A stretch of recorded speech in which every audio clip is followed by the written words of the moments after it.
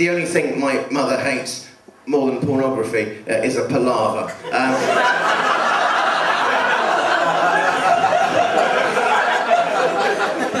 Her idea of hell would be some sort of pornographic palaver.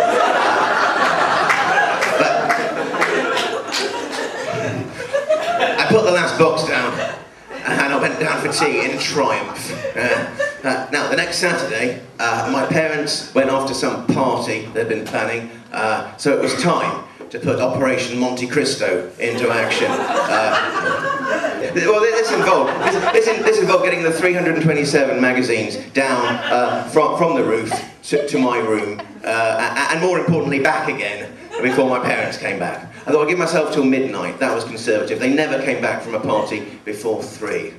Now, you're probably thinking that the sensible thing to do it would be to get 2 or 3. That would serve the purpose, and you can hide 2 or 3, can't you? But to be honest, the sensible thing never even occurred to me, right? Apart from a quick glance on the roof, I had never seen a properly naked, properly photographed woman ever before. Now, I worked out that there was 327 magazines when I counted them.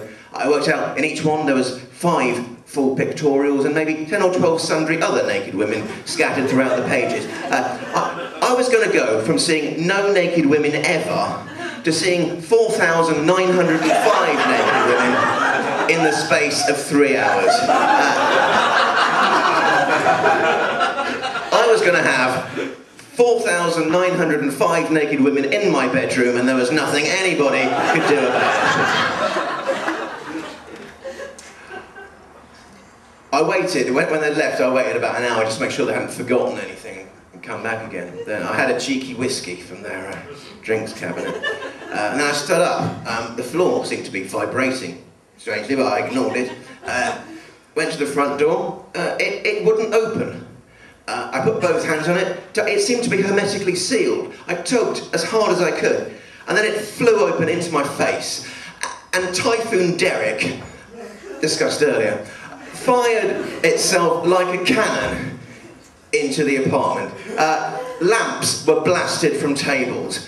Lampshades came crashing to the ground. But my mother's Chinese snuff box collection launched itself like a battery of Minuteman missiles at the antique Ladro porcelain. It was middle-class carnage.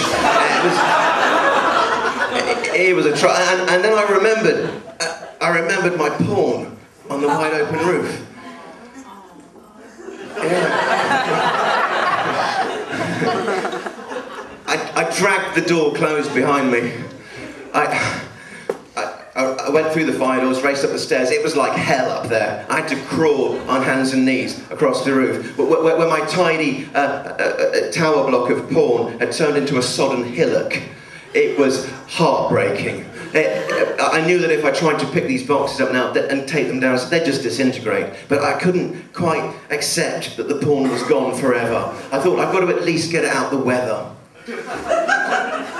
So one by one I picked the boxes up and I struggled across. I had to lock my feet under the brass water pipes of the roof to save myself from being scooped off the roof by the wind. But by the way, I don't think the fact that it was porn and not a baby makes this any less brave.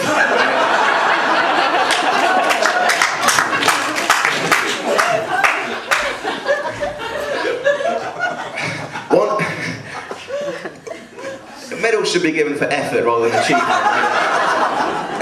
One by one, I piled them up in the stairwell, right?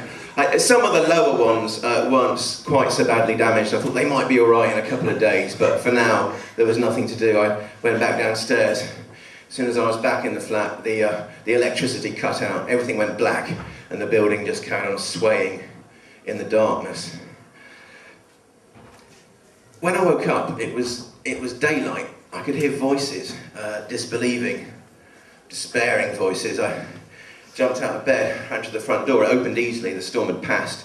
I went through the fire doors. My parents were walking up the stairs. Clearly the lift was still out of order.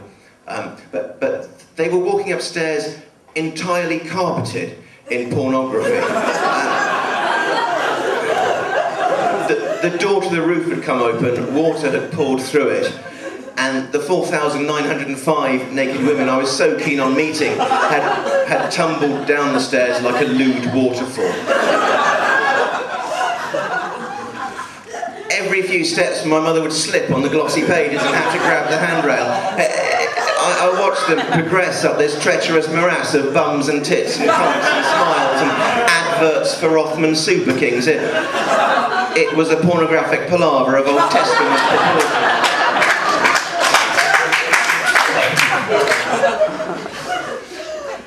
When she neared the top, my mother looked up at me and said, "Is this something to do with you?"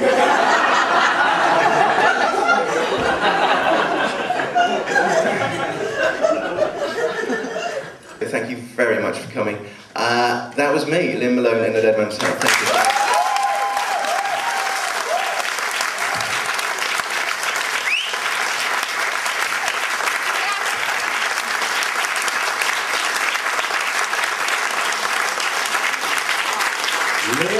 Mullone.